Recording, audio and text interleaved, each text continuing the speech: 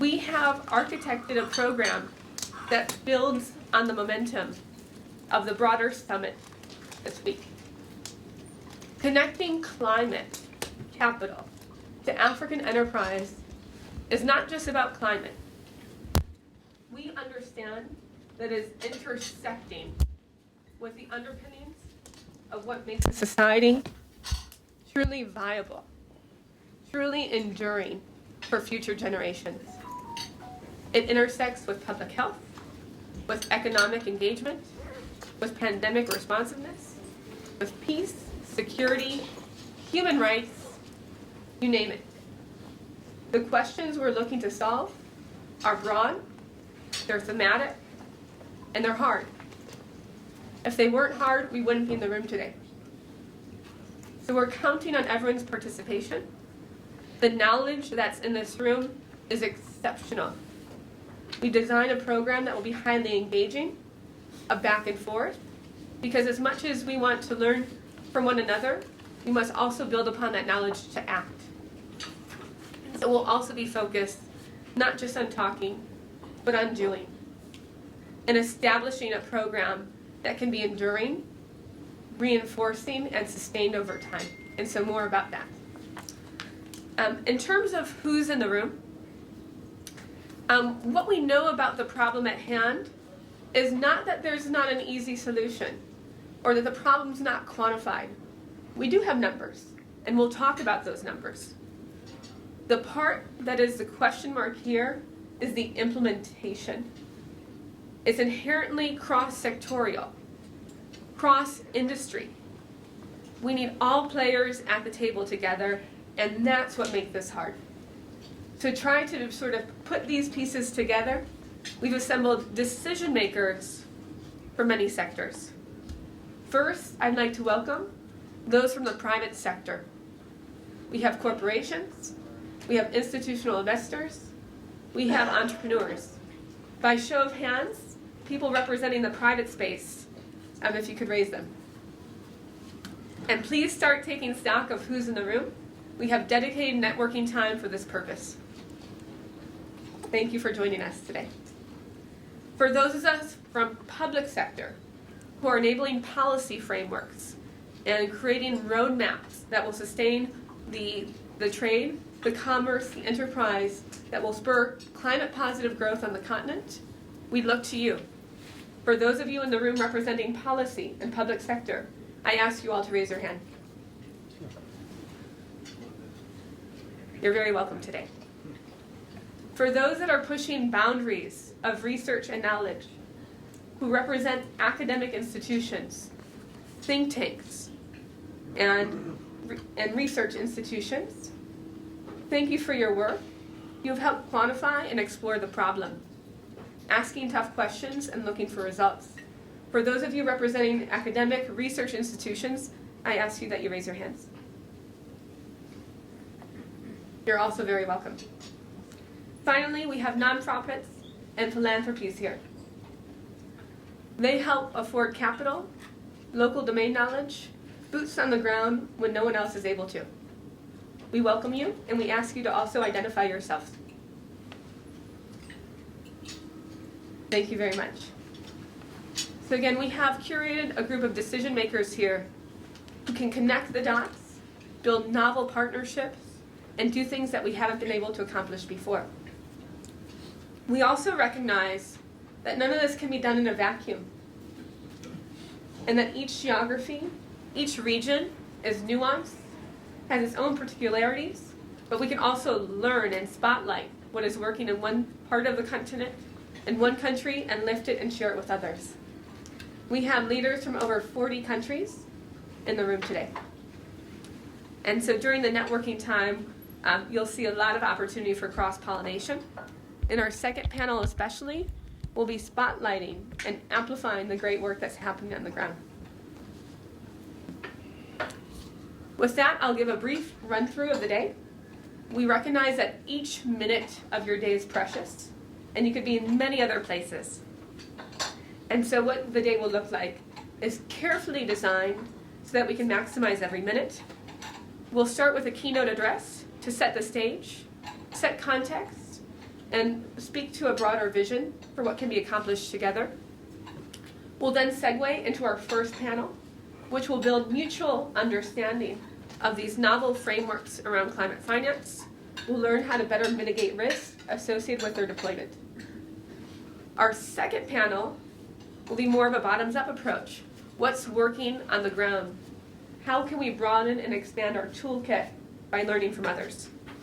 Both panels, half the time will be dedicated to Q&A, because we recognize we're in a room of experts, and we have a lot to learn from each other. So please start thinking of questions you might want to ask your panelists. This will be in sort of workshop, boardroom format. We'll break for lunch, and I insist that everyone eats lots and lots and lots. That will be provided, and we encourage you to get to know your table during that time. We'll come back with a brief call to action. Again, we recognize when it comes to climate that there are a lot of people talking, but we will differentiate ourselves by doing. And so we want to see what are enduring commitments that can be made that will resume later next year. And finally, by design, we ask that people spend the last 30 minutes making the connections in the room that will facilitate and amplify this growth that we're looking to see. So you'll get to know each other. It's a nice, cozy room. So we'll all be family in short time.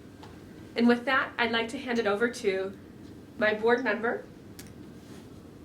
and Senior Director of Emerging Economies at ARM, Stephen Ozigbo. Stephen, to you.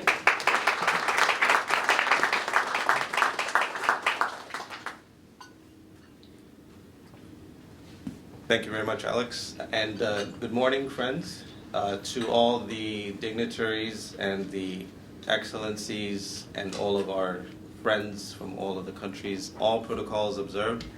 We would like to stick with all of our political and cultural nuances as we greet you. So welcome to Washington. My name is Stephen Ozigbo. I lead the emerging markets business at ARM.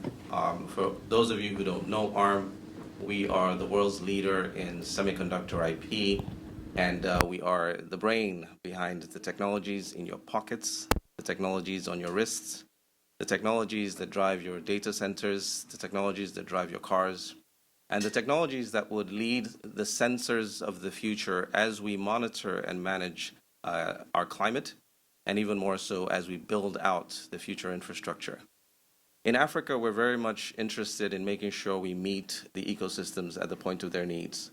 So in many of your countries, we are now on an ambitious roadmap towards ensuring that young African ecosystems have the tools, the training, the resources to be climate ready and to be climate positive. And we're doing so with a host of partners. And so we're glad to be here, and we're glad to support this activity, because even when you talk about climate capital, you have to be able to know where capital is facing when it comes to sustainability, when it comes to ESG. And when you put it all together, the technology capital that you'll be invested in or that you'll be working with, whether you're an ag tech company that is trying to build the next generation of sensors for agriculture, whether you're a water management company that's trying to build the next generation of sensors to manage water or to look at various aspects of the climate, or even whether you're in the social services and you're trying to create higher impact. We have the technology foundation for all of this to happen. So we're glad to be here, and I'll be very glad to network with all of you as we look into how we can work with your individual countries in improving the climate positivity and climate readiness. It gives me great honor and a great privilege to introduce our keynote speaker today. I've happened to know Mr. Thomas de Baas for a number of years through his work in the public service, and it's a pleasure to have him keynote for us today as we look into some of the work that Telesto will be doing in Africa, but even more so, the key thematic areas of what this U.S. Africa Leadership Summit brings together. Tomas currently serves as the Chief Partnerships Officer. Tomas, is that the right title I can use? For today, yes. At the U.S. Department of State, he leads the department's private sector engagement efforts and provides thought leadership on partnerships that are related to economic growth, global finance, entrepreneurship, and innovation. He has played a leading role in promoting and institutionalizing the role of public-private partnerships as a tool for advancing foreign policy and development objectives. Tomas is also an adjunct professor at GWU and does a lot of work with strategic foresights, startups, and strategy. Ladies and gentlemen, please put your hands together for our keynote of the morning, Mr. Tomas de Bas.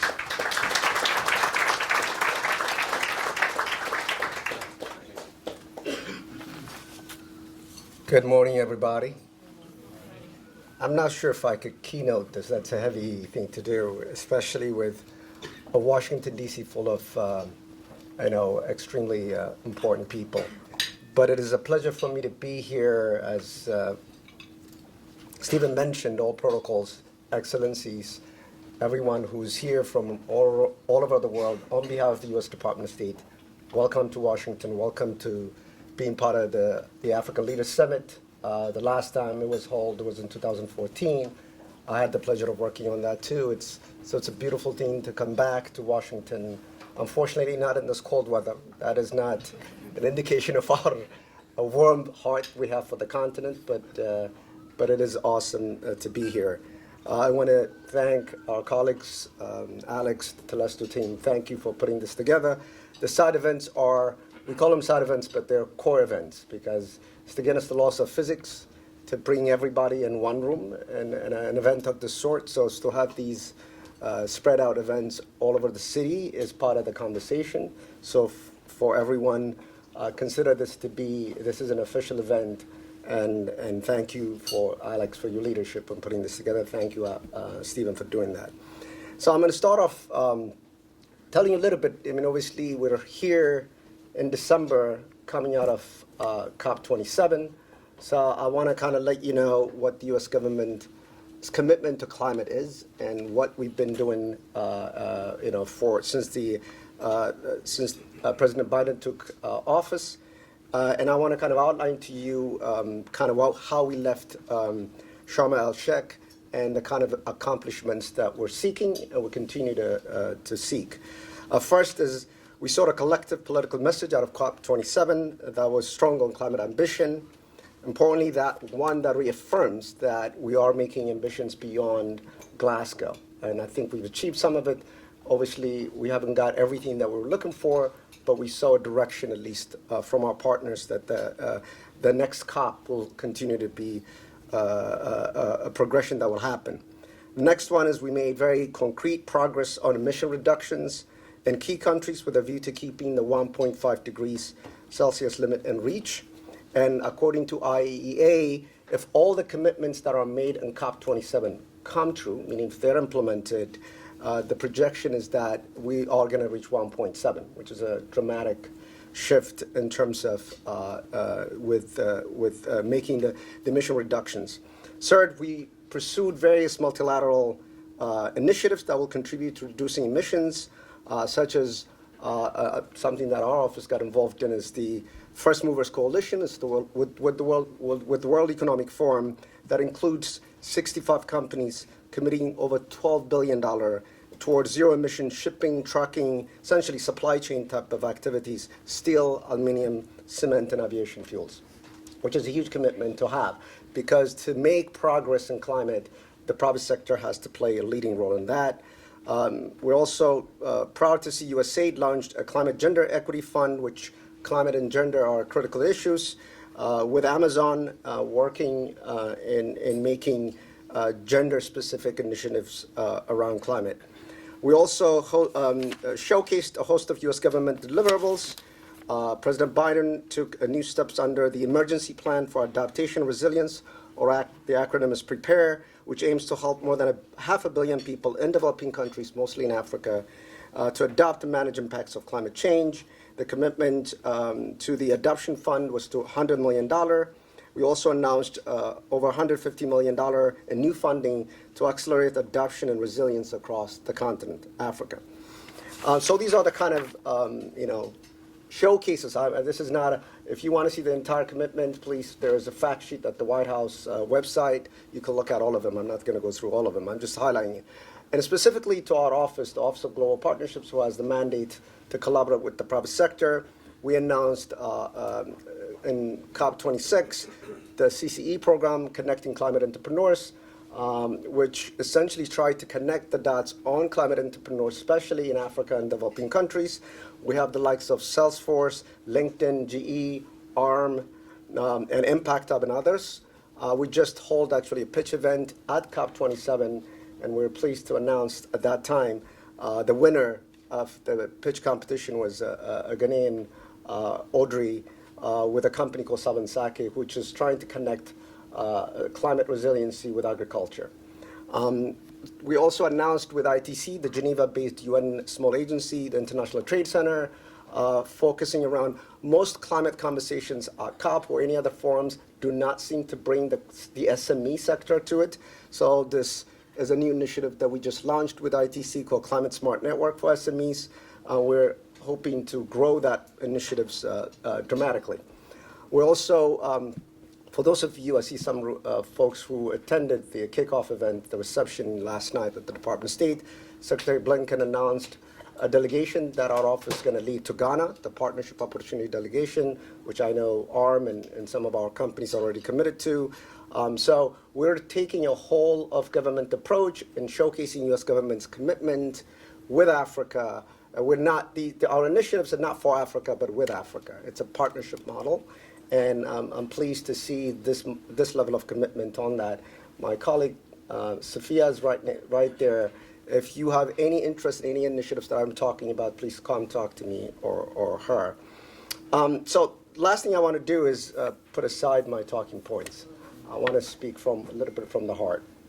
And that there isn't much debate in terms of climate change, hopefully, in a sense of, and I'm going to quote my favorite rapper, El Boogie, Lauryn Hill, in one of her songs that says, "Consequence is not coincidence." And so we are here because of these consequences of actions that humanity has taken on the planet, and what we need to do is no longer a mystery to us. And so, and these things do give us opportunity, especially right now. We're coming out of a global pandemic, and there is a need for economic recovery. So climate change solutions will provide us the kind of the platform for us to do so. The other thing is partnerships. I hope we all are humble enough to recognize whether governments alone, companies, any organizations that you're in, you alone cannot solve these wicked problems around the world. So as the old African saying that goes, it takes a village to raise it. It takes a village to rescue a planet. It takes a village to bring an idea to fruition. It takes a village to raise money to do things. So hopefully, for all the logos that I saw that Alex talked about, that's the village that is in front of you. So hopefully this village will be able to bring together ideas and bring those things. The other problem we have is a bit of a narrative problem. The climate change is always people, if you're thinking about, if you've seen any movies and things like that, it's all doomsday. Planet is, ending and all of that. So that the stories that we need to invoke, what is that Plato saying? Those who tell stories rule the world. So I want to make sure, and the problem, when you talk about Africa and climate, Africa has a narrative problem, which is very negative, then climate also have a negative problem. So how do you combine a very powerful narrative that invokes emotion, not dread, right? So I want to make sure that we do that quite well. And the other thing is the continents are the very youthful population. And that's where the future is, that's where things is going to go forward. So investing in the youth, investing in their ideas is going to be a critical need, not only to tell the stories, but to make those stories real. We're not talking about sci-fi, but creating real stories that does that.